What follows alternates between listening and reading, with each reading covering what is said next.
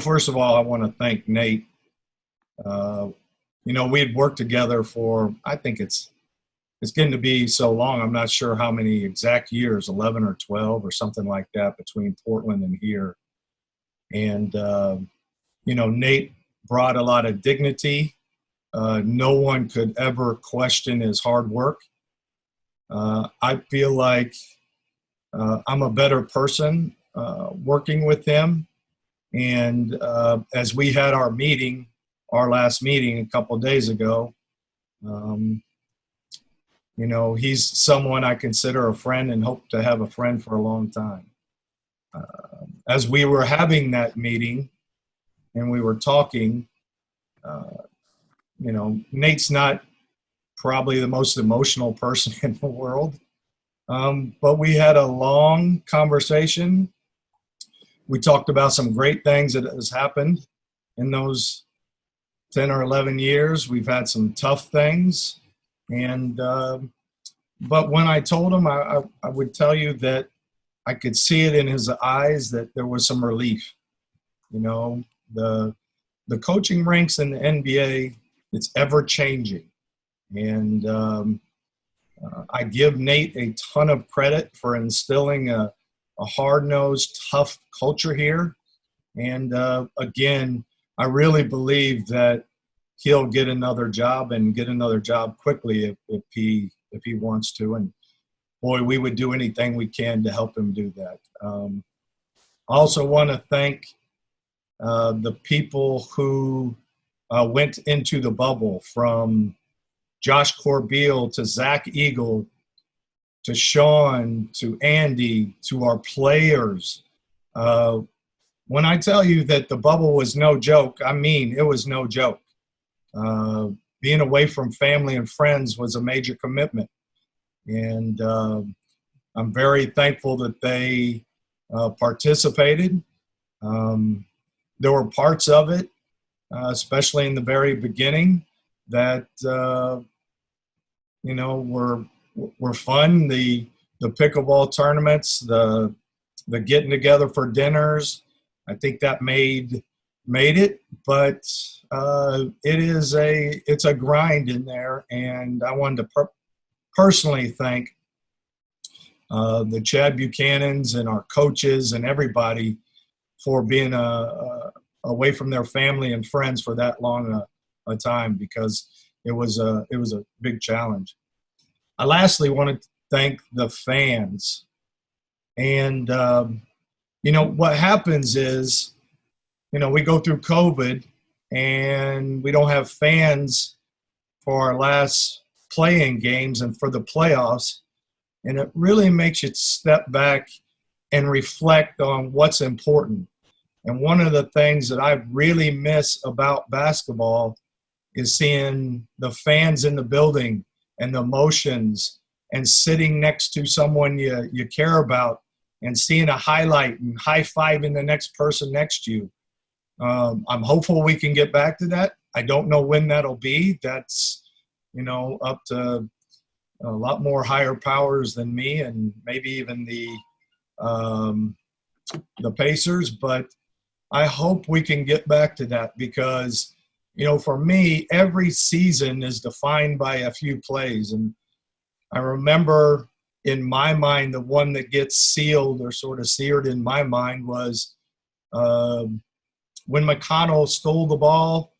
He turned around, made a pass. Justin makes a layup. They fall down, and it was just one of those times you looked at the bench and how happy the bench was. And to me, that was one of the best plays of the season. I guess when you want to look at the season overall and bookend it, we really started almost a year ago preparing for India. And when you think about that, that's 11 or 12 months ago that the season started. And then to go through a partial season, to have COVID, then to have social injustice, and then to have the bubble, and then to compete in the playoffs and then struggle in the playoffs. I'm not sure if there's one or two words or a sentence or two that can define that season. You know, there were some challenges. There were some good times. There were some tough times. But as we end the season, it always, you know, it feels like the last couple of years it's end with a bad taste in our mouth. And for me, that is something that there had to be some changes. I think I take full responsibility. We're going to look at some of our departments and how we can do things better. I know that's standard language, but I'm going to really try to motivate and try to figure out how we can do some things better. But as a president of this organization, I want us to be better than 4-0 in the playoffs. So overall, I think there were some great things from, you know, the McConnell play to the Brogdon and Sabonis pick and roll that I felt like that got perfected, from T.J. Warren scoring 53 points in a game to Miles developing his voice and a leadership role, to Justin being one of our utility guys, to Aaron coming into his own and helping us win some games. You know, we really had a really good group of guys. I enjoyed the group. And, you know, as we move forward, one of the things that we had looked long-term was, there's a decent draft and a decent free agent class. But, you know, we also felt like locking in a few of our guys and some continuity would be important to this team as we move forward. So we have lots to work on. We've opened it up for a coach. We've just started that process. We're starting to get some names up on our board. We're starting to have some early conversations internally. I had a long conversation this morning with David West, and it was an interesting conversation that, you know, there's a new player right now. We have to recognize that we have to communicate on a new level. We have to communicate on a new foundation. There's a new foundation that these players are communicating a lot with their phone. You know, there's different values. It doesn't mean it's good or bad. It just means it's a different value system. And, you know, the players are becoming more worldly. They're becoming more engaged in society. And I think if I was going to have one thing in terms of the coaching search is we have to figure out how to communicate on their terms. They're living a different life, and it seems like it's based around the phone. But again, they're into fashion, and they're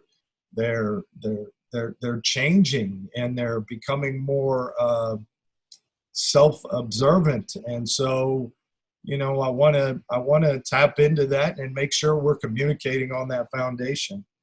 And then secondly, for coaches, you know, we have to understand that we have some strengths and weaknesses. And if you can accentuate those strengths and minimize those weaknesses out on the floor, I think you have a better chance at winning. So that's a sort of an overview, a quick overview. We have a lot of work to do. We're just starting that. I will tell you on the thing that is most in my mind is helping these players in two levels. Right now, I felt like it was important for these players to get away from basketball, to get away from some of the stressors of basketball. And in my mind, attacking mental health and being great at helping these players. But not only just these players, but our employees. We're being tested more than we've ever been tested in the world. I know a lot of people in this community are having some hard times. Mental health is critical right now. And, I don't want to talk about those societal issues yet, but as a team, as a group of young individuals, and our organization, I know we want to attack some of those things. And, we were talking this morning, our owners want to attack and really engage with our players directly on the social injustice issues. So we're going to take some time off. We're going to have some time for reflection, and then it will be right back to work and trying to figure out how we can to do things better from all facets. And for me, I really appreciated Nate saying it was his responsibility, and I kind of feel I appreciate him saying that. But at the end of the day, this is a team that I put together, from the coaches, from the players.